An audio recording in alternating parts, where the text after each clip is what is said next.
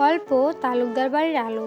তরুলতা ভিন্ন প্রকৃতির মানুষ। শিশুকালে হিমানি শেখ তাকে নিজের বাড়িতে তুলে নিয়েছিলেন, কারণ তার মা বাবা একটা ঝড়ে মারা গিয়েছিল।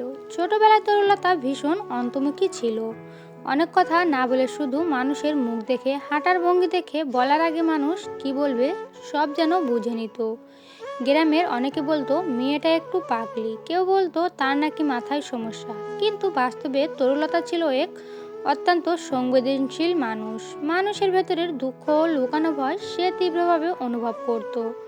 এটাই তাকে অস্বাভাবিক দেখাতো, কিন্তু এটাই তার শক্তি। হিমানি শেখ বলতেন, তরু মানুষের রং দেখে, কেউ দুঃখ লুকাতে পারে না ওর থেকে। এই মনস্তাত্ত্বিক ক্ষমতায় তাকে আলাদা করে রেখেছে পৃথিবী থেকে। সে মানুষের ভিড়ে মিশতে পারে না, তবে সালেহ তালুকদারের সামনে সে স্বাভাবিক থাকে। কিন্তু কেন, সে নিজেও জানে না। সন্ধ্যায় তালুকদার বাড়ির সামনে নদীর চরে সালেহ তালুকদার দাঁড়িয়েছিল।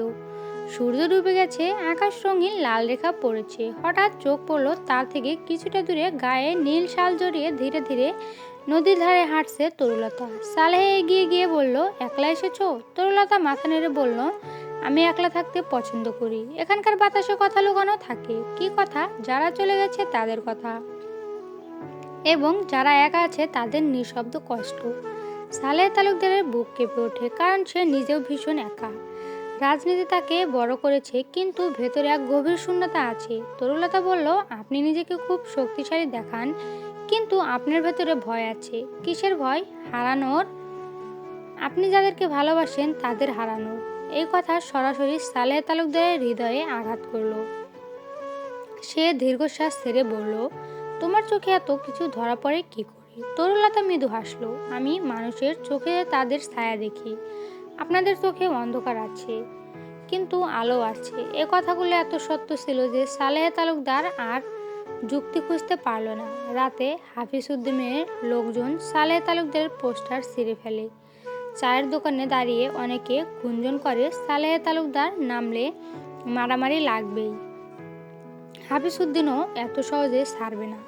পরের দিন সালেহ তালুকদার সিদ্ধান্ত নিল সে গ্রামে গিয়ে মানুষদের সাথে কথা বলবে, কিন্তু তালুকদার বাড়ির লোকজন রাজি নয়। সজীব বলল, ভাইয়া তুমি বের হলে ঝামেলা বাড়বে। মা বলল, তোর বাবার মতো সোজা পথে চললে মানুষ ভালোবাসবে, কিন্তু শত্রুও বাড়বে। সালেহ তালুকদার বলল, আমার ভয় কিসের? ভয় পেলে বাবার মতো কাজ করব কিভাবে? সালেহ তালুকদার বেরিয়ে গেল সাইকেল নিয়ে গ্রামের দিকে। গ্রামের মানুষ সালেহ তালুকদারকে দেখে সম্মান করে। কারোর জমির সমস্যা, কারোর চিকিৎসার টাকা, কারোর সন্তানের পড়াশোনা, সব সে সাহায্য করছে। এক বৃদ্ধ বলল, বাবা তুই হবি চেয়ারম্যান, তোর বাবার জায়গা তুই নে। সালেহ হাসলো, তার মনে একটু সাহস ফিরে এলো। কিন্তু একই সময়ে দূরে দাঁড়িয়ে ছিল হাফিজ উদ্দিনের লোকজন। তারা সালেহকে লক্ষ্য করে খারাপ মন্তব্য করছে।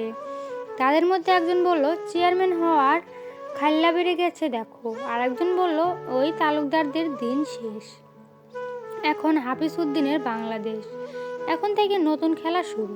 এরপর তারা ওখান থেকে যেতে যেতে স্লোগানের মতো করে বলে, খেলা হবে, খেলা হবে, নির্বাচনে খেলা হবে।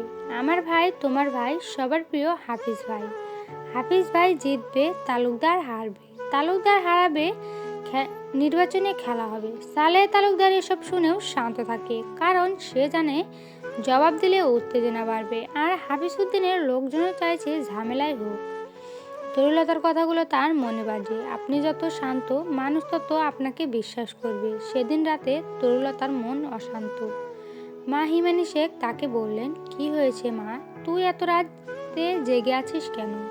তরুলতা জানালার বাইরে দিয়ে বলল, সালেহ ভাইয়ার ওপর কিছু হতে পারে, আমি ভয় পাচ্ছি। হিমানি শেখ অবাক হলো বটে, তুই আবার কিসের ভয় পাচ্ছিস? রাজনীতি খুব অন্ধকার জায়গা মা, যারা আলো খোঁজে তাদের জন্য সবচেয়ে বিপজ্জনক। হিমানি শেখ প্রশ্ন করলেন, তুই কি সালেহ তালুকদারকে পছন্দ করিস? চলবে। নেক্সট পার্টের জন্য কমেন্ট করবেন, রেসপন্স পেলে নেক্সট পার্ট দেবো ইনশাল্লাহ।